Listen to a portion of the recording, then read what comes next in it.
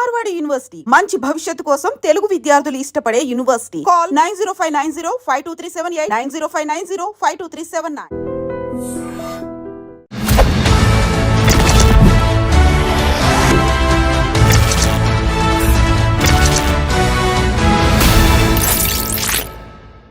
అందరికీ నమస్కారం. నేను Swarupa Potlapalli. Welcome to I dream.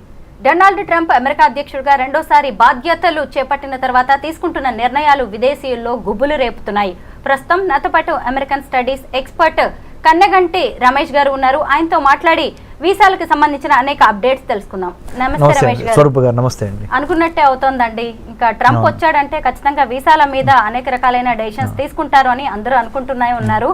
ముఖ్యంగా H1B వీసాల మీద లాటరీ సిస్టమ్ ను బ్యాన్ చేయబోతున్నారు, ముఖ్యంగా రద్దు చేయబోతున్నారు అనే వార్తలు వస్తున్నాయి. మీ దగ్గర దీనికి సంబంధించి ఏమి ఇన్ఫర్మేషన్ ఉంది? H1B లాటరీ సిస్టమ్ని రద్దు చేయటం అనేది ఇప్పుడు జరగదు. Please be relaxed. కానీ there are two schools of thought. ఒక స్కూల్ ఆఫ్ థాట్ ఏమని చెప్తుందంటే, మెరిట్, అమెరికా అంటేనే merit based economy, meritorious talented highly skilled పీపుల్కి ఇవ్వాల్సిన H1B వర్క్ పర్మిట్ని మీరు అదేదో ఒక జోదం లాగా లాటరీ వేసి ఆ లాటరీలో ఎవరిది చిట్టు వస్తే వాళ్ళని తీసుకొని వాళ్ళకి పంపించడం ఏంటి? ఎగ్జాంపుల్ అండి, హార్వర్డ్ యూనివర్సిటీలో చదువుకున్నాను నేను. ఎగ్జాంపుల్, నిజంగా నేను స్టాన్ఫోర్డ్ యూనివర్సిటీలో చదువుకున్నాను. నేను ఆర్టిఫిషియల్ ఇంటెలిజెన్స్ ప్రోగ్రామ్ మీద మొన్న 2024లో స్టాన్ఫోర్డ్ యూనివర్సిటీలో చదువుకొని వచ్చా. నేనే అమెరికాకి H1B కోసం అప్లై చేస్తున్నా. కానీ నా టైం అవ్వక నా చిట్టు పికప్ అవ్వకుండా ఎవరో అమెరికాలో ఒక చిన్న యూనివర్సిటీలో అడ్మిషన్ వచ్చిన వాళ్ళ లాటరీ సిస్టంలో అక్కడ చదువుకొని వచ్చిన అబ్బాయిది వర్క్ చేయడానికి ఆయన చిట్టు పికప్ అయింది అనుకోండి. మరి నేను స్టాన్ఫోర్డ్లో చదువుకొని వచ్చాడు, అతను ఏదో చిన్న యూనివర్సిటీలో చదువుకొని వచ్చి ఇద్దరం వెళ్తుంది భుక్తి కోసమే. కానీ నా ఎడ్యుకేషనల్ క్వాలిఫికేషన్స్ అన్ని పక్కన పెట్టి ఆయనది పికప్ అయింది. అంటే నా మెరిట్ అసలు టెస్ట్ కాకుండానే, నా మెరిట్ జడ్జిమెంట్కి రాకుండానే, దాని పరిగణలో తీసుకోకుండానే ఏదో లాటరీ వేసి లాటరీలో చిట్టిస్తే ఎంత పెయిన్గా ఉంటుంది మేడం. ఇది ఒక స్కూల్ ఆఫ్ థాట్, ఒక section of society argument. It should be on merit basis, not on the lottery chit pickup basis. Second rung of people ఏం చెబుతున్నారంటే, వర్ణాలు, వర్గాలు, తరతమ భేదాలు, ఉన్నవాళ్ళు లేనివాళ్ళు, ఇవన్నీ మాకు సంబంధం లేదు. చిట్ ఎవరికి వస్తే వాళ్ళకి కూడా వదిలిపోయే ఈజీ అవుద్ది. మేము అప్పుడు ఫెయిర్గా ఉన్నట్టు ఉంటుంది, జడ్జిమెంట్గా ఉన్నట్టు ఉంటుంది. అంటే we're not being judgemental, we're very fair and transparent. Whoever chits like chit gets picked up or lottery gets picked up, he or she will get the H1B permit. So ఇదే fair model అని కొంతమంది. So ఇటువేమో merit అని, ఇటువైపు ఏమో lottery based అని. చివరికి ఇప్పుడు 2025 హైదరాబాద్లో ఐ డ్రీమ్ స్టూడియోలో స్వరూప పొట్లపల్లి గారితో నేను కూర్చొని రమేష్ కన్నగంటి మాట్లాడుతున్న ఈ తరుణంలో ఇప్పుడు ఉన్న రూల్ ఏంటి అంటే, చిట్టు ద్వారానే, లాటరీ ద్వారానే పికప్ అయ్యేదే H1Bకి వెళ్తుంది. కానీ ఇంకా అది రద్దు కాలేదు ఆ system. This is the fact. కానీ మనలాంటి వాళ్ళం మాట్లాడుకున్నప్పుడు ఖచ్చితంగా ఒక టాలెంట్ అనేది లక్ డిసైడ్ చేయకూడదు. అవును కదా. మరి ఇప్పుడు ఈ లాటరీ సిస్టమ్ తీసేస్తే మంచిదంటారా, తీయకపోతే మంచిదంటారా? ప్లస్లు ఏంటి, మైనస్లు ఏంటి? చాలా మంచి ప్రశ్న, చాలా తెలివైన ప్రశ్న అడిగారు మీరు. అంటే పబ్లిక్ పల్స్ కూడా ఇలాంటి ప్రశ్న కోసం ఎదురు చూస్తూ ఉండుంటుంది. ఒక మెరిటోరియస్ స్టూడెంట్గా కింద నుంచి చదువుకొని, అంటే స్కాలర్షిప్స్ మీద, మెరిట్ మీద చదువుకొని పైకి వచ్చిన వాడిగా, ఆబ్వియస్లీ నా personal opinion, I will vote for the merit based system. కానీ life is not fair. Life is not bed of roses. Life cannot be in black and white. There are areas of grey, right? There are colors of grey. కాబట్టి ప్రస్తుతానికి ఒక కొత్త model evolve అయ్యే వరకు we have to follow this model only. This model indicates lottery system of H1B, so that I'm not being partial, I'm not being judgmental, I'm not being selective, I'm not being biased అనేది crystal క్లియర్గా ఉంది. కానీ this is not fair. ఎందుకు? మీరు అన్నట్టుగా talent ఒకటి, luck ఒకటి. నా లక్ బాగుండి నాకు వచ్చింది, నా టాలెంటెడ్ రాలా. మరి రేపు నన్ను తీసుకునే ఎంప్లాయర్ ఉన్నాడు అనుకోండి, అక్కడ అమెరికాలో పెద్ద కంపెనీ ఇన్ఫోసిసే ఉందనుకోండి మేడం, లేకపోతే బిల్ గేట్స్ మన మైక్రోసాఫ్టే ఉందనుకోండి మేడం. నేను లాటరీ ద్వారా పికప్ అయ్యి వచ్చాను, నేను మెరిట్ బేస్డ్ మీద రాలా. అంటే నేను చదువుకుంది స్టాన్ఫోర్డ్ యూనివర్సిటీ, లెక్క ప్రకారం నాకు రావాలి, కానీ నాకు రాలేదు. కానీ ఎవరో ఒక చిన్న యూనివర్సిటీలో చదువుకో, అంటే ఇక్కడ మీరు ఇంకొకటి ఆర్గ్యూ చేయొచ్చు వేరే వాళ్ళు ఏమని అంటే పెద్ద పెద్ద బ్రాండెడ్ యూనివర్సిటీలు చదువుకున్న వాళ్ళకి మాత్రమే తెలివితేటలు ఉంటాయా, చిన్న చిన్న పల్లెటూరు నుంచి లేకపోతే సెకండ్ రంగ్ కాలేజెస్ యూనివర్సిటీస్ నుంచి వచ్చిన వాళ్ళకి తెలివితేటలు ఉండవా అనే ప్రశ్న గ్యారంటీగా లేవనెత్తారు. So nothing is perfect. Every set of judgemental or measuremental basis has its own little bit of fallacies and mistakes, little bit of weaknesses, little bit of shortcomings. ఓవరాల్గా బై అండ్ లార్జ్ ఎవరికి ఎక్కువ న్యాయం జరిగిద్దో ఆ సిస్టమ్ని మనము adapt చేసుకోవాలి. It will take little more time to come to that మెరిట్కి లక్కి ఆర్ మెరిట్కి లేదా వర్ణ వర్గ భేదాలకి అతీతంగా వచ్చే విధంగా ఒక న్యూ H1B సెలక్షన్ ప్రాసెస్ని డిఫైన్ చేసి డిజైన్ చేసి డెలివర్ చేసే డెలివర్ చేసే ఆ 3D రావాల్సిన అవసరం ఉంది. దాంట్లో భాగంగా మేధావులంతా కూర్చొని పాలసీ మేకర్సు, ఎడ్యుకేషనిస్టులు, ఇండస్ట్రియలిస్టులు అందరూ కూర్చొని ఒక న్యూ సిస్టమ్ని బయటికి తీసుకురావాల్సిన అవసరం ఉంది. How do you accommodate A competent, A transparent, A meritorious, A talented guy or girl to work in the United States of America based on the merit base, not on the luck base.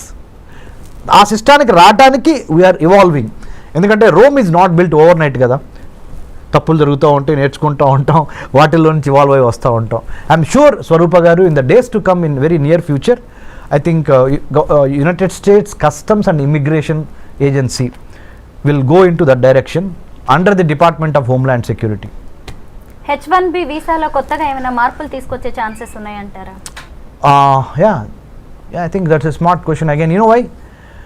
Given the Immigration and Customs Enforcement Agency, given the United States Customs and Immigration Office, given the new geopolitical geostrategic realities of Russia Ukraine on the one hand, Israel Palestine on the other hand, North Korea South Korea, China Taiwan, ఇవన్నీ global flash points, గొడవలు జరుగుతున్నాయి, యుద్ధాలు జరుగుతున్నాయి. వీటన్నిటికీ తోడుగా post COVID-19 world ఆర్డర్లో Covid తర్వాత వచ్చిన ప్రపంచంలో రాజకీయ, ఆర్థిక, సామాజిక, సాంఘిక పరమైన మార్పులు ప్రస్ఫుటంగా కనపడుతున్నాయి. ఆర్థికంగా అమెరికా కుదేలవుతున్న దశ ఇది. For your kind information, America ఆర్థిక బలాలన్నీ వీగిపోతున్నాయి. The economic tremors, the political tremors, the technological tremors are really shifting the pendulum in the other direction. Asia ప్రాంతంలో ఉన్న చైనా వైపుకి ప్రపంచ ఆర్థిక, రాజకీయ, వర్తక, వాణిజ్య, వ్యాపార సంబంధాలు చైనా వైపుకి ఇన్ ఫేవర్గా పవనాలు ఇటు మూవ్ అవుతున్నాయి. మంచికో చెడుకో we have to wait and see. But having known this fact, United States of America has got a wake up call. అందుకనే మన ట్రంప్ గారు కూడా అన్నారు, hey it's a wake up call from China, People's Republic of China. You know what is it? DeepSeek R1 అనే ఒక కొత్త AI మోడల్ని, chat bot ఇప్పుడు ఏదైతే ఉందో చాట్ GPT లాంటి ఒక మోడల్, కొన్ని $1 బిలియన్ ఖర్చు పెట్టి చాట్ GPTని మనం తయారు చేస్తే అలాంటి దాన్ని DeepSeek R1 అనే ఒక మోడల్ని చైనా వాడు $5.5 మిలియన్ తయారు చేశాడు. మనమేమో దాని మీద 100 కోట్లు 1000 కోట్లు ఖర్చు పెడుతున్నాం. మనకేమన్నా పిచ్చి పట్టిందా, లేకపోతే మనకేమన్నా తెలివితేటలు లేవా అని మనల్ని మనం ప్రశ్నించుకోవాల్సిన అవసరము, అఘాయిత్యము, సందర్భము ఏర్పడినవి అని సాక్షాత్తు 47th president of the United States of America Donald Trump has given a public statement.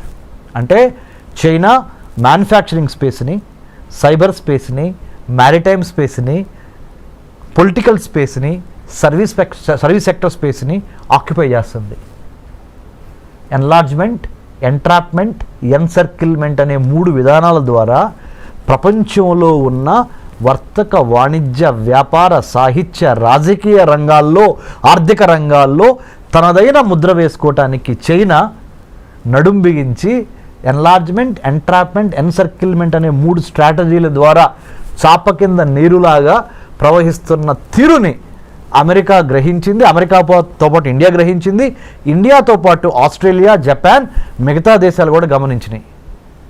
ఈ 4 దేశాల పేర్లు ఎందుకు ప్రస్ఫుటంగా ప్రస్తావించానంటే మేడం గారు, స్వరూప గారు, India, Australia, Japan, United states, ఈ 4 కలిపి ఈ చైనాని ఎదుర్కోవటానికి క్వాడ్గా ఏర్పడింది. QUAD అంటే 4 చతురస్రాకారంలో ఈ 4 దేశాలు ఈ చైనాని ఎదుర్కోవటం కోసం, ఇందాక మీకు చెప్పాను spaces, manufacturing space, cyber space, maritime space, service sector space and political space, వీటిని కాపాడుకోవాలి దీని నుంచి, చైనా నుంచి అని ఈ 4 దేశాలు జతగట్టినాయి. వీటితో పాటుగా భారత్, అంటే వీటిలో ఒకటైన భారత్ ఇటు బ్రిక్స్ని మేనేజ్ చేయాలి. Brazil, Russia, India, China, South ఆఫ్రికాలోనూ భారత్ ఉంది. ఇటు క్వాడ్ అంటే Australia, Japan, India, United States, ఇక్కడ కూడా ఇండియా ఉంది, ఇక్కడ కూడా ఇండియా ఉంది. మరి వీళ్ళతోనూ వెళ్ళాలి, వీళ్ళతోనూ వెళ్ళాలి. ఇద్దరితో కలిసి వెళ్ళి తన యొక్క రాజ్య ప్రయోజనాల్ని ఎలా కాపాడుకోవాలనే రాజకీయ దౌత్యపరమైన చదరంగంలో భారత్ చాలా స్మార్ట్గా తన పావుల్ని కదపాలి. ఇంత దీనికి ఒక బ్యాక్గ్రౌండ్ ఉంది ప్రపంచ రాజకీయాల్లో. ఇప్పుడు జరుగుతున్న COVID-19 పరిణామం తర్వాత అమెరికా ఆర్థిక వ్యవస్థ కుప్పగూలిపోయి, అందుకనే let's make America great again అనే నినాదంతో ప్రెసిడెంట్ ట్రంప్ ఎందుకు అధికారంలోకి వచ్చాడు అంటే, ఉన్న వాళ్ళకి, అమెరికా పౌరులకి ముందల విద్య, వైద్యం, ఆరోగ్యం, పర్యావరణం, వాళ్ళకి భద్రత, ఉపాధి ఇవ్వగలిగితే తర్వాత మిగిలింది ఏదన్నా ఉంటే ప్రపంచ దేశాలకు పంచిపెడతాము అనే ఒక బేసిక్ నాలెడ్జ్ నుంచి, బేసిక్ ఐడియాలజికల్ ప్రిమైజ్ నుంచి ఆయన let's make America great again అన్నాడు. అందుకని ఇండియాకి నిన్నగాక మొన్న $21 మిలియన్ రద్దు చేశారు US ఎయిడ్ నుంచి. ఇది ఇండియాలో ప్రజాస్వామ్యాన్ని పెంపొందించడానికి, ఎలక్షన్స్ని పెంపొందించడానికి $21 మిలియన్ శాంక్షన్ అయి ఉంటే దాన్ని రద్దు చేసేశారు Elon Musk, department of government efficiency, కొత్త డిపార్ట్మెంట్ వాళ్ళు. ఎందుకంటే ముందర మన దేశం గురించి మనం ఆలోచిద్దాం. అది అమెరికా, అది భారత్ కానీ, నేపాల్ కానీ, బంగ్లాదేశ్ కానీ, ఏ దేశమైనా మనకెందుకయ్యా, America first, let's make America great again అనే నిదానంతో ట్రంప్ ఉన్నాడు. కాబట్టి దీనికి ఎంత బ్యాక్గ్రౌండ్ ఉంది. ఐ డ్రీమ్ ద్వారా, మీ ద్వారా, you are such a senior journalist with so much of hard work that you have put in the capital of India and elsewhere in the country. So my humble appeal to I dream viewers is, అర్థం చేసుకోండి, America యొక్క ఆర్థిక వ్యవస్థ పరిస్థితి బాగోలేదు. China చాలా తెలివిగా, చాలా స్పీడ్గా, చాలా సర్ప్రైజ్ ఎలిమెంట్స్తో అమెరికాని కొట్టడానికి ఆర్థికంగా, రాజకీయంగా, సాంకేతిక పరంగా ప్రతి అంశంలోనూ, ప్రతి డిపార్ట్మెంట్లోనూ అమెరికాని శాసించే విధంగా చైనా ఎదుగుతున్నది. కాబట్టి భారత్ ఏం చేయాలి అంటే, ప్రపంచ రాజకీయాల్ని ఒక తెలుగువాడిగా మనం గమనించి చాలా స్మార్ట్గా మన ఆర్థిక, రాజకీయ, వర్తక, వ్యాపార, వాణిజ్య ప్రయోజనాలని కాపాడుకుంటా ఇటు అమెరికాతోనూ ఉండాలి, ఇటు చైనాతోనూ ఉండాలి, ఇటు రష్యాతోనూ ఉండాలి, ఇటు యూరోపియన్ యూనియన్తోనూ ఉండాలి అనే ఒక smart, the combination of muscle power and then mind power, ఈ రెండు కలిపి స్మార్ట్ పవర్గా ఎదిగి మనల్ని మనం కాపాడుకోవటం చాలా ఇంపార్టెంట్. ఇలాంటి పరిస్థితుల్లో మరి ముఖ్యంగా కొత్త అధ్యక్షుడు వచ్చినప్పుడు కొత్త ఆశయాలతో వస్తూ ఉంటాడు. వాటిని అర్థం చేసుకొని దానికి అనుగుణంగా ప్రీ డిపార్చర్ ఓరియంటేషన్ అంటారు, PDO అంటే ఇక్కడి నుంచి వేరే దేశం వెళ్ళేటప్పుడు ఆ దేశం యొక్క చట్టం ఏంటి, న్యాయం ఏంటి, సంస్కృతి ఏంటి, సాహిత్యం ఏంటి, చరిత్ర ఏంటి అనేది అవగాహన లేకుండా ఏదో వీసా వచ్చేసింది కదా అని చంకలు కొట్టుకొని బొమ్మని మీరు ఫ్లైట్ ఎక్కి అక్కడ దిగంగానే వాడు చెప్పేది మీకు అర్థం కాదు, మీరు చెప్పేది అర్థం కాదు, మీరు అక్కడికి వెళ్ళిన తర్వాత భారతదేశంలో ఎలా ఉన్నామో అలా ఉందాం అనుకుంటే కుదరదు, తిరిగి మళ్ళీ డిపోర్టేషన్ అంటాడు, ఇంకోటి అంటాడు, H1B వర్క్ వీసాల గురించి మాట్లాడతాడు, F1 స్టూడెంట్ వీసాల గురించి మాట్లాడతాడు, ఆప్షనల్ ప్రాక్టికల్ ట్రైనింగ్ 20 గంటల మించి చేయకూడదు అంటాడు.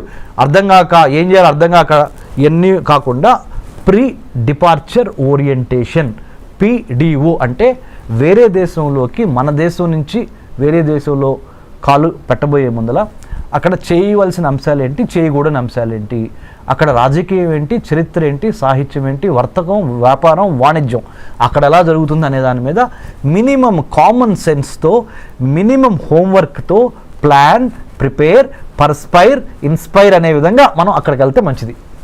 2025లో H1B వీసా రెన్యువల్ ప్రాసెస్ ఎలా ఉండబోతోంది? 2025లో ఏమైనా మారే ఛాన్సెస్ ఉన్నాయి? ఓకే, రెన్యువల్కి సంబంధించినంత వరకు గుడ్ న్యూస్. మంచి ప్రశ్న అగైన్. ఎందుకు చెప్పనా, ఇప్పుడు వరకు 2024 మ్యాక్సిమం 2024 2023-2024 ప్రథమాంకం వరకు, ద ఫస్ట్ పార్ట్ ఆఫ్ 2024 వరకు ఏంటి, H1B వీసా రెన్యువల్ కావాలంటే మీరు ఉదాహరణ, నా పేరు డాక్టర్ రమేష్ కన్నిగంటి, నేనే అనుకోండి, నేను అమెరికాలో సిలికాన్ వ్యాలీలో సియాటల్, శాన్ ఫ్రాన్సిస్కో, బే ఏరియాలో నేను లెట్సే మైక్రోసాఫ్ట్లో పనిచేస్తున్నా. H1B మీద నేను అమెరికా వెళ్ళి ఒక 3 ఏళ్ళు జాబ్ చేశా. మళ్ళీ నేను రెన్యువల్ చేయించుకోవాలి. అక్కడి నుంచి ఇండియా వచ్చి ఇండియాలో కొన్నాళ్ళు గడిపి మళ్ళీ I have to renew my H1B. దానికి సొంత దేశానికి తిరిగి రావాల్సి వచ్చేది. అప్పుడు నేను అక్కడ ఆ ఎంప్లాయర్కి, నేను ఎంప్లాయీ, ఆయన ఎంప్లాయర్, నాకు ఉద్యోగం ఇచ్చిన ఆయన, నేను ఉద్యోగం చేస్తున్నా ఆయన్ని. మా ఇద్దరికి మధ్య కొంత కమ్యూనికేషన్ కావాలి, మళ్ళీ మీ ఇద్దరు అడ్జస్ట్ అవ్వాలి. నిన్నటి వరకు అక్కడ జాబ్ చేస్తా, ఒకేసారి మళ్ళీ ఇండియా వచ్చి ఇండియాలో మళ్ళీ ఫుడ్, క్లైమేట్ ఇవన్నీ అడ్జస్ట్ అయ్యి మళ్ళీ ఇక్కడి నుంచి మళ్ళీ అదే జాబ్కి వెళ్ళేటప్పటికి కొంత టైం పట్టేది.